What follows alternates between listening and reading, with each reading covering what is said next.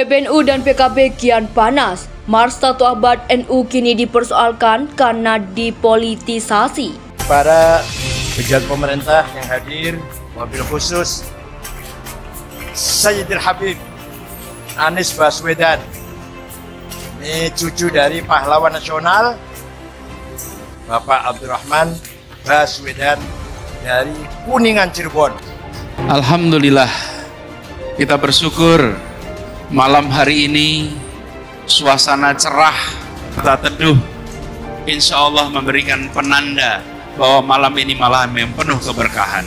Satu kalimat yang mau dipegang terus, menghadirkan keadilan sosial bagi seluruh rakyat.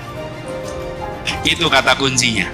Pertama, saya perlu tegaskan, NU sebagai basis pemilih muslim yang secara elektoral punya signifikansi itu tidak terbantahkan. Jadi 50% dari total muslim di Indonesia itu mengaku dekat dengan NU. Jadi ormas terbesar bukan hanya di Indonesia tapi di dunia adalah NU. Tetapi jangan lupa, pilihan warga NU itu juga tidak monolitik. Jadi meskipun elit NU dicalonkan baik sebagai capres atau cawapres, itu tidak serta-merta warga NU memilihnya. Mas Anies itu menurut saya salah satu dari sekian putra bangsa yang punya visi masa depan untuk kemajuan bangsa. Ini alasan saya kenapa pilih apa? Mas Anies. Itu yang sering saya sampaikan di komunitas, terutama di pesantren, di mana-mana itu saya sampaikan seperti itu.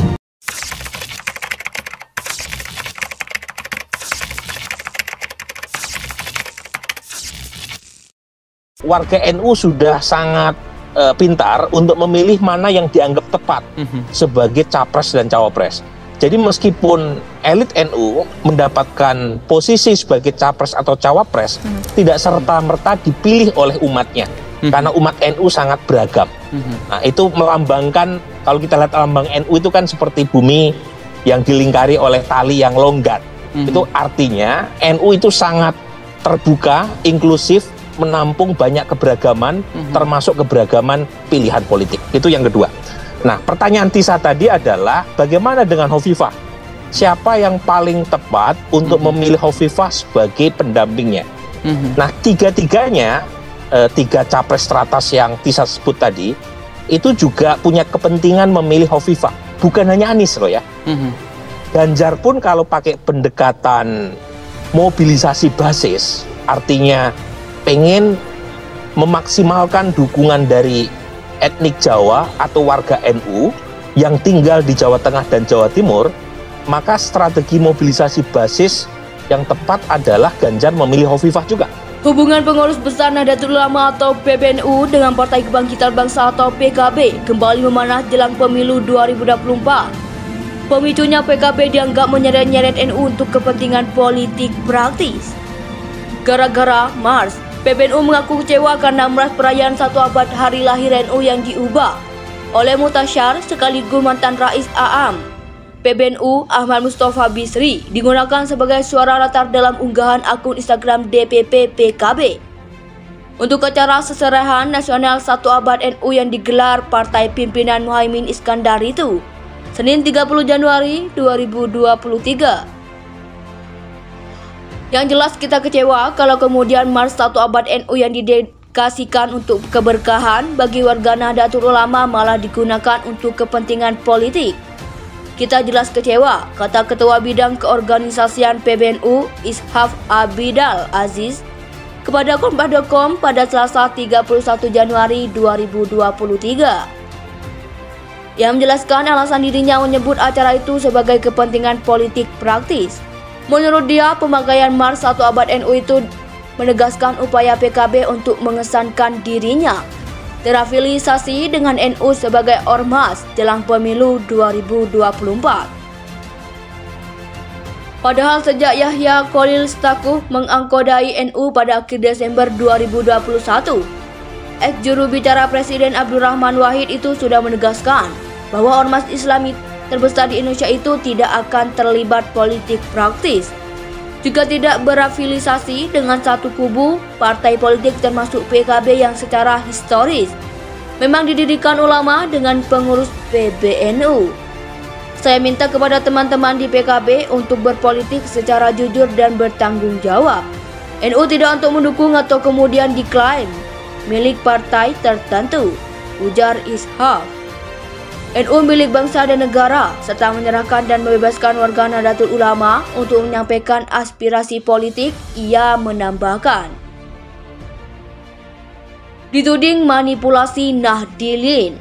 Serasehan Nasional 1 Abad NU yang diselenggarakan kemarin di Hotel Grand Sahid Jaya, Jakarta itu turut mengundang Said Akil Siraj, Ketua Umum PBNU II periode sebelum Yahya Stakuf naik tahta. Said yang kalahkan perolehan suara Yahya dalam perebutan kursi Ketua Umum PBNU akhir 2021 lalu, memaparkan bahwa PKB adalah NU dan NU adalah PKB dalam acara itu.